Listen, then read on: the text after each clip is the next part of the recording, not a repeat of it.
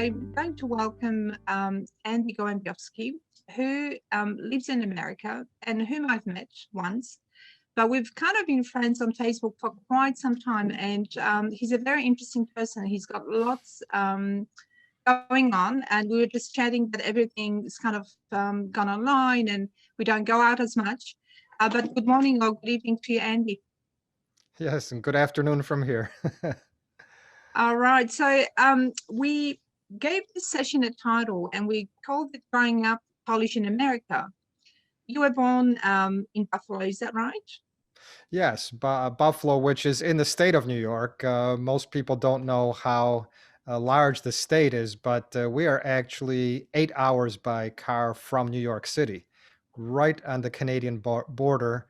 And most people are familiar with Niagara Falls, so we're about 20, 30 minutes from Niagara Falls and about an hour and a half from Toronto, so much closer than New York City.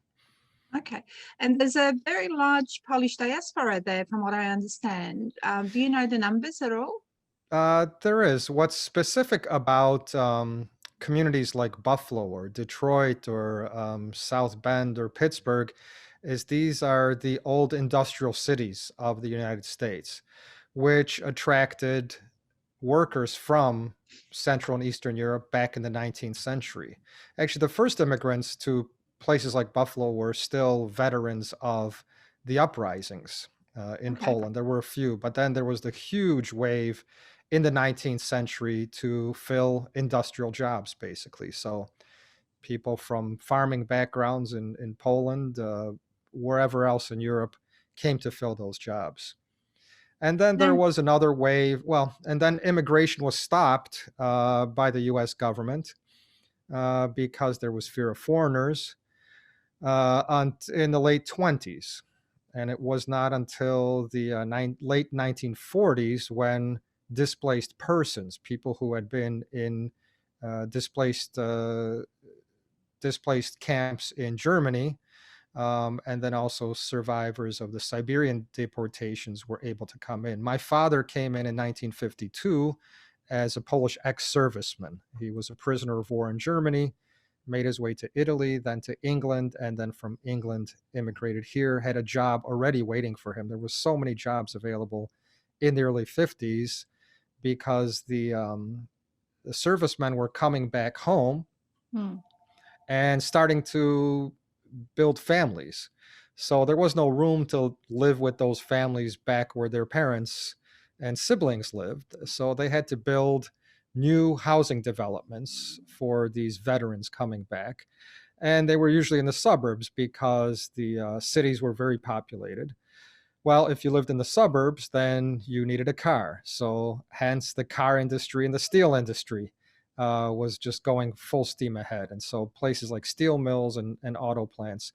Then the next wave there were some trickles, let's say in the 60s and 70s, but those were only people who were allowed to join their families in the United States from Poland. mhm.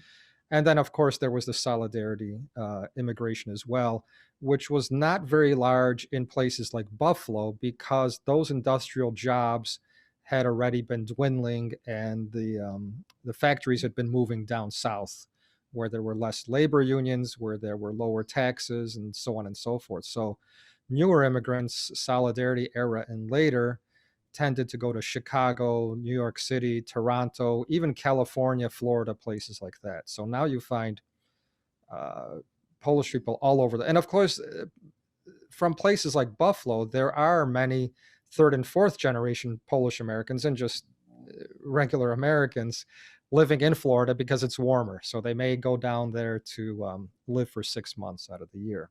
So the character of Buffalo Polonia is mostly third through fifth generation. These are mostly people who do not know the language, maybe a few names of foods and things like that.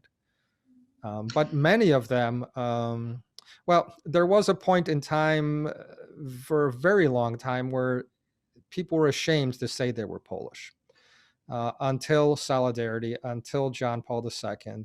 And now you have a whole new generation who knows nothing about being discriminated against or Mm. about the shame. And they are looking for any fragment or any way to recapture or capture for the first time what they were cut off from their grandparents. You So tell such a compelling story, Andy. And on your mother's side, is your family also Polish, or is it just your dad? oh yes, yes. My my father went back to Poland well, he waited until Stalin died before Okay. he went back to Poland.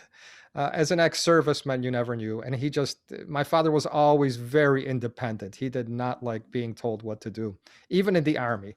So he went back to Poland in the late 50s to look for a wife. He went to both my parents were from Eastern Poland. My father from Podole, the area of Stanisławów, Tarnopol, Mm-hmm. that area, and my mother from Wolyń, which both are in Ukraine now. But both of my father's mother and my mother and her parents moved to the same town in Western Poland, the so-called recovered territories, right near Right. Wrocław in Lower Silesia. So the town was Mm-hmm. called Oława. And the mothers knew each other, and my father came looking, and someone said, well, there's a nice young lady here. And that's how it And the rest was. is history. Right, right. And you That's did mention language being the first thing that kind of goes when people immigrate, particularly for second and third generation. But that's, of course, not the case with you. Mhm. Knowing you personally, I know that your Polish is faultless. It's much, much better than mine and lots of other people I know. But you've also worked as a translator, and Mhm. you're very involved with all kinds of initiatives, including radio, and you've got your own company. Mhm. What do you actually do? Can you give us a brief rundown of what your job is and how it's connected to the Polish diaspora? Yeah, I was very fortunate in that my parents spoke only Polish at home. Many parents, even today, have this fear that their children will not learn English. Mm, And so they speak a broken English to them in the home. But I learned from neighbors, from television, and from school. As soon as I went to kindergarten, I just picked it up very right. quickly, and so did my brother. I have a brother as well, and so we're able to speak fluently. And I'm just so grateful for my parents making that decision, which for some parents is a brave decision. It's a risk they take, but Mm, because of that, I'm able to communicate with my cousins in Poland. I'm able to know myself better and mm. know Poland better and know my parents better. So I can communicate with cousins. I got to know my grandparents and so on and so forth. And also, thanks to knowing the language, I was able to become a translator and interpreter. So I'm a certified interpreter in the court system in New York State. I have a business also doing translations for people, written translations, and am able to be bilingual in an event at an event on radio wherever it's necessary. Yes, yes, and as I said, I heard you speak Polish, and I can tell everyone that it's excellent. Now, with your family, behind you there are some photos. I was going to ask you about your grandparents. I know they people of influence, and somebody who you really loved and hold very dear. Can you tell us more about them, please? Yes, that's my grandfather, my dziadek Marcin, and babcia Teofila. Those are my mom's parents.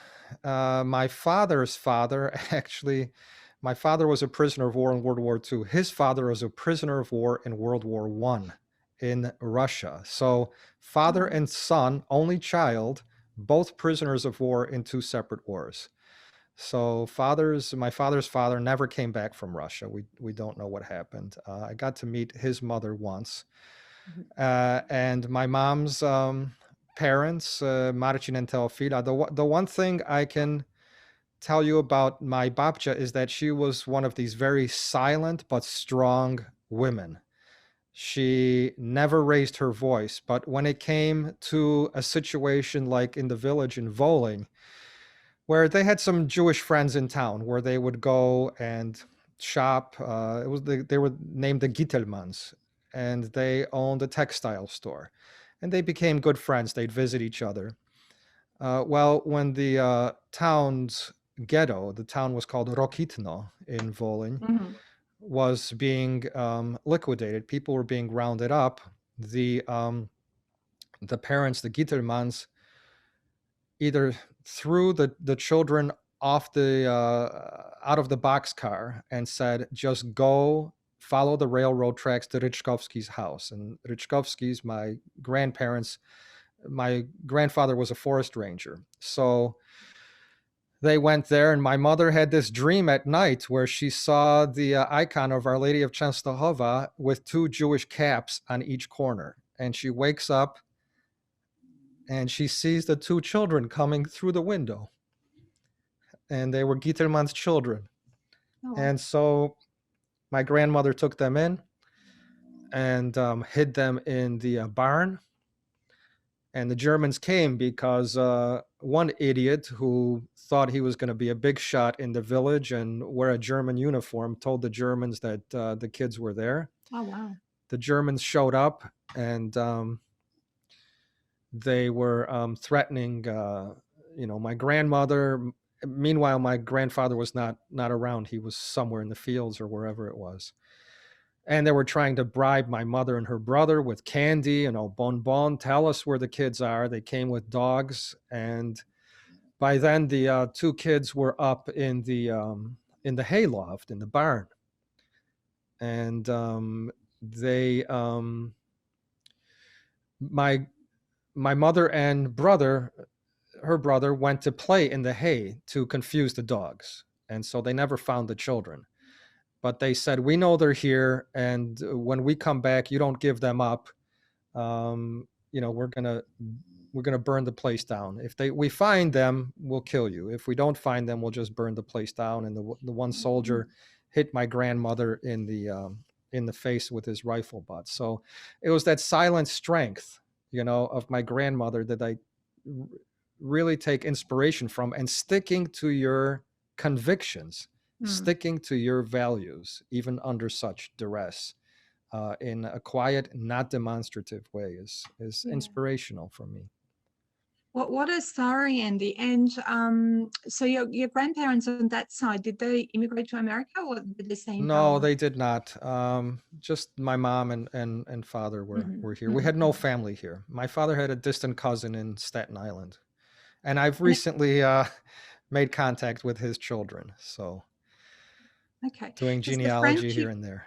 the friendship that we have online, I guess, indicates to me that you participate very heavily in building of dialogue. And I know you as someone who's very balanced in their views, and try to reconcile all kinds of it's never easy online. It's so polarized and so difficult. But take us back to growing up American or Polish in America. What was it like? Because you already mentioned that it wasn't cool to be Polish in those days. There were Polish jokes, and really it wasn't that easy. So what happened? Well, the neighborhood I grew up in was almost exclusively Polish, or Polish American, I should say. These were people whose parents or grandparents had settled here in the 19th century. And then there were a few people like my parents who were post-war immigrants. So we didn't feel it inside our community. And a place like Buffalo, while the county which Buffalo is in has proportionately the highest percentage of people of Polish ancestry in the whole United States. Not numbers wise, because you'd have New York, New Jersey, and Chicago, but proportionately. So, but then when you went into the outer world, there was discrimination or jokes, and people changed their names because they wanted better jobs, because maybe the Poles weren't the people doing the hiring. It was waves of immigrants who came before there, either German ancestry, English, or Irish. And so there was some shame on the outside. But it was interesting. The neighborhoods, and these were all working class people. They worked in factories in places like Buffalo, in the neighborhoods that we grew up in, and mostly maybe 99% Roman Catholic. And so they were also based on parishes, which were almost like villages, these neighborhoods. And the population was just very large, small wood frame houses with small yards. which when my aunt came here, she was just so, they were so exotic to her, because there were no these big apartment blocks, because there's a lot of space in America. There's Right. outside of New York City or Chicago, there's just so much space you can keep building and building and building. um, that's a positive and a negative, because then opportunities arose for people to move out of those neighborhoods, and they lost touch with their ethnicity, with their background, with the language. I should say there were also parish schools next to these churches. There was instruction in the Polish language half a day until the late 1950s, until Okay. parents started saying, well, this is holding our children back. This is causing them to have an accent. And these people would have, the previous waves of immigration to my parents would have accents that was kind of a half English, half Polish, and they didn't know either language Wow. 100%. Mm. And so there was fear of that too. But then the post war immigration created Polish Saturday schools to fill that gap. And so I was raised in Polish Saturday school, where my mom ended up teaching and then being a principal of. And these were all veterans, all survivors of World War II in one way or another. And many of them, we were fortunate that they had been teachers before World War II. So we got a brush of that climate and that attitude, that's so different now. They were, in a way, they were modern people compared to their parents, but there is now a whole generation of more modern people, right? I don't Right, know if right. I answered your question. You did. And whether being modern is a good thing or not is another thing. Um, did your father talk about his wartime experiences? No, no, no, no. Other than a few phrases or a few sentences, he would not talk. And this was a man who was hungry his whole life. My father was born in 1914, which is when World War I started. And it's the year when his father was taken prisoner of war. And my father was actually born in Hungary because my grandfather had some kind of job there temporarily. And I got to Mhm. visit that village because I worked for an international organization called Sister Cities International, which is a membership organization for cities in the United States that have sister city or twin city relationships in other countries. And when I went to Hungary on one of the delegations, I got to go to the village where my father was born in Oh, Hungary. wow. So that was quite an So, experience. So he did not, excuse me. My father did not. My mother, on the other hand, 88 years old, has a super memory, remembers clearly the day the Soviets came in, remembers clearly surviving a German bombing, miraculously surviving, mm, remembers clearly having to run into the forest because the Ukrainian nationalists were coming into the village. But interestingly enough, I mean, as fate would have it, they think the reason they survived uh, the Ukrainian attacks on, and I shouldn't say Ukraine attacks, these are extremists, okay? These are not right. all Ukrainians. The attacks was that there were Germans stationed near the village. So the UPA or the Banderites were afraid to come into that village. But sadly, she lost a cousin and an aunt in another village Mm, where that was not the case. So very traumatic. and she And still tells stories, and she loves telling stories to young people about this to help teach them lessons and to be grateful that they've grown up in a country where that has really known no war. right. Andy, with documenting of your father's or your mother's stories, have you been able to do that? Yeah, I have quite a bit of my mother's stories on tape. And this new radio show that I have, I interviewed my mom during the anniversary of the invasion of Poland by the Soviets Hmm. with her testimony. I included that. I was also fortunate to work for our local public television station that has a project called Making Buffalo Home. And this is a project that documents immigrants or refugees from different parts of the world. And so they commissioned me to do a story about the Polish post-war immigration, which there's still so little information about in the English language. I mean, you go to Poland, there's just masses and masses of materials, whether they're books or films. But in the United States and probably in Australia and England as well, there are just few. There may be some English books, but they're usually self-edited. They're not published by publishing houses, and same with films. I mean, other than The Forgotten Odyssey, which came out a few years ago through the Kresy Siberia Mhm. group, actually spawned the Kresy Siberia group, there's still a dearth of English language materials about what Poles went through in Poland during World War II, and especially the Soviet story. There's still people who have no idea Soviet Union invaded Poland, right? Right. And so I got to do a short film with two families who I know, who we grew up with, and it's online if any would like to see it. I think we'd love that. And when did you go to Poland for the first time? What year was that? First time I was 5 years old in 1965. You It was remember my anything of it? mom's first time in Poland to see her family. And I've been there probably close to 30 times now. Right, right.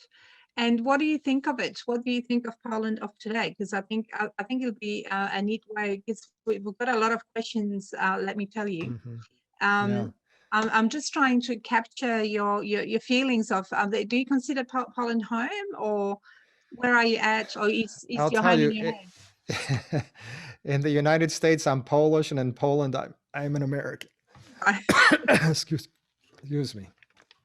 right, In right. That's Poland, I an feel an American. right, right.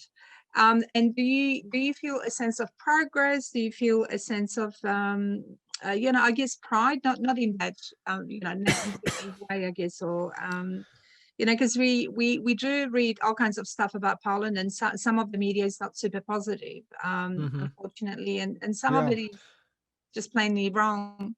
What do you feel? And I know that you haven't been probably for what now 18 months, but how do you feel about Poland of today? That's a huge question. I How is know, it of it today? Because I compare it to when we used to visit, and things were simpler. part of me has a selfish nostalgia for the simplicity of life in the 60s and 70s in Poland, and the modesty that people carried themselves with. But again, it's selfish because it's what we want as tourists. It's the Mm, experience we want, or a certain type of tourist, because another type of tourist would just complain there was no McDonald's, and no amenities like in the West. But when I look at Polish TV or Poles on YouTube, I just feel such a sense of pride now. I look at an orchestra that is able to be seen in the whole world on YouTube, and I say, wow, they are on the world level, and the entire mm, world can see them. I remember, well, you mentioned Polish jokes. I mean, there were television series in the United States, comedy shows, where every single day you'd hear jokes about how mm, stupid Poles were. And so now the entire world sees that Poland is Poles are so different. Poles are so different. I think, there's this whole other aspect of the Polish characters that it's always complaining. So right. Poland is probably at the height of its economic development, and probably never had better times economically, and still people find things to complain about. But in my radio show, I make a point not to touch politics at all. Number one, because, especially through COVID, there's so much stress in the world, whether it's Mm, through politics, and there's so much fear, that I'd like to give people at least that 90-minute oasis during the week to just let's do it through culture. And I used to be politically active when I was younger, but the older I get, I feel that the what's most important is culture, and to meet people on that common ground. When you talk to Polish Americans, they have no idea about Polish Jewish relations. They have no mm, idea about who's even the president of Poland. They mm, want mm. to know how to, they want to know where their grandparents came from and how to make a soft pierogi dough. You know, those which are is a good such start. A good basic start. things. You don't need to touch politics at all with those things. And, you know, the second reason I don't touch politics is because whatever I said, I'd lose half of my listeners, Right. whichever side. So I don't even give news from Poland. People can find that, you know, they can find all that stressful stuff. So that's my approach now to uh, the Polish political and social scene. I'm also very happy that Poles have the freedom to travel now. I mean, that is a huge step. This young generation is just so different. I mean, even though I didn't grow up in Poland, I remember solidarity times. I remember martial law. I remember shortages. I remember when we would show up, you Mm. know, our relatives saving their ration cards so they could feed us, so they could host us. And now my cousin asks his little boy, "Oh, what would you like for breakfast? Would you like cornflakes or would you like chlebek z masełkiem?" And I say, "Bartek, what are you doing to these kids? I mean, we weren't even that spoiled growing up in America." You know what I mean? Yeah. So It's it's an very interesting different. perspective. Interesting perspective, and you're right that things have changed, and you're absolutely right that we should all stay out of politics, because you know, when it comes to, you know, to Poland, because my view also, I think similarly to yours, is that look, it is a democracy, and they're still churning, they're still learning, and you know, I don't live there, so I let them do Yeah. what they want to do, and you know, that polarized nature of politics is ever present everywhere. But listen, we have a lot of questions for you, so and only Yeah. 3 minutes to do them in, so I'm going to hand over Right. to Andrew. It was so fascinating, Andy. Thank you so much, and Thank you. I know that Thank you you have for the great opportunity. It's great to see you. I'll just advocate leave for with Poland. one quote Go that for it. leads me in terms of politics. Ignacy Jan Paderewski, who was more on the right wing, said, "There's only one party, Poland." That's an amazing quote. I've not heard that one, but I think it summarizes the session really well. Andrew, over to you for some questions. We only have a little bit of time. Yeah, Thank thank you. you so much, Andy and Eva. We have a lot of comments and questions. So I have here someone who says, my family in Poland questions why I want to move there, but I see things we don't have in the USA that Poland does have. I'm just wondering, Andy, have you thought about the possibility of moving to Poland? I have, but I just feel more comfortable here. You know, everything from the architecture to what I'm familiar with. I am a foreigner in Poland as much as I can speak Polish fluently and I can understand a lot of the culture, and I still feel a little foreign there.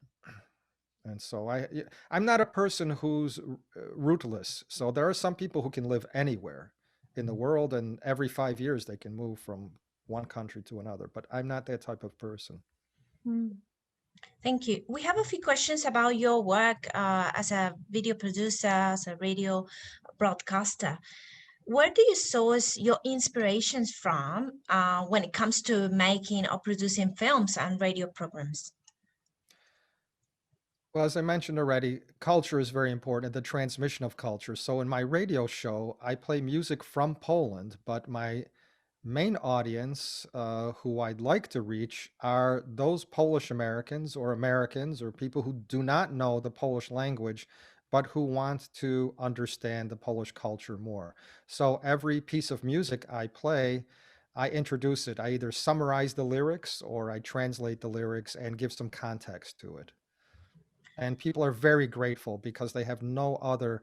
Here we have either immigrant radio programs exclusively in Polish, or we have Polish American programs playing polka music, which is a huge Ah, thing, yes. a whole nother genre in the United States, only in English. So I think my program's probably the only type of program in the whole world right now. I'm not sure. Someone can correct me. I'm sure it is. And Andy, can we listen to it online, or is it how?